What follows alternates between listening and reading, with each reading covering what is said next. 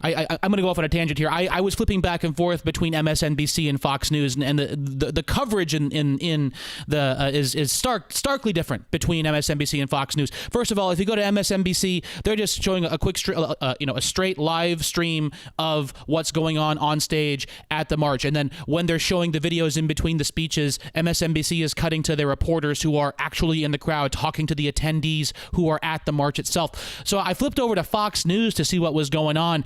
And first of all, they were in a commercial when I flipped over there. So number one, Fox News is using the March for Our Lives to earn revenue by selling ads during the coverage. So while people are trying to Glenn Beck selling gold. Yeah, well, actually, there was an asthma medication commercial, a commercial for Ancestry.com. There was an eyelid bag commercial, believe it or not, leading up into this. But when they finally, I know, right? Yeah, no, they had a woman who was applying like some sort of salve underneath her eyes to make her eyelid bags go away. That was what was that was the commercial on Fox News just now. Anyway, they come back into the coverage, and they were showing local streams from Chicago, from other cities that were not in HD video. They were kind of dark images, and I don't mean the images were pictures of bad things happening. It was the images were physically dark, like they were darker, like they weren't poor quality, exactly. They weren't color corrected properly.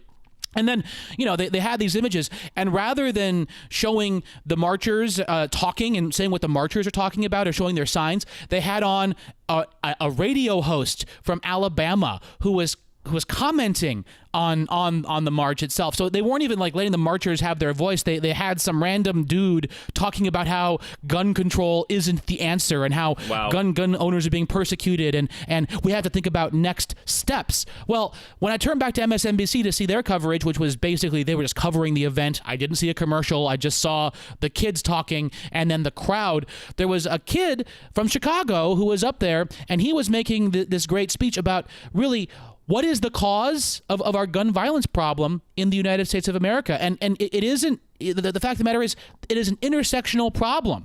And we've had generations now where we've seen education funding cut, where we've seen healthcare in this country get worse and more expensive, where we've seen all sorts of problems that are, the fact that wages for working people in this country haven't gone up since the 90s compared to the rate of inflation.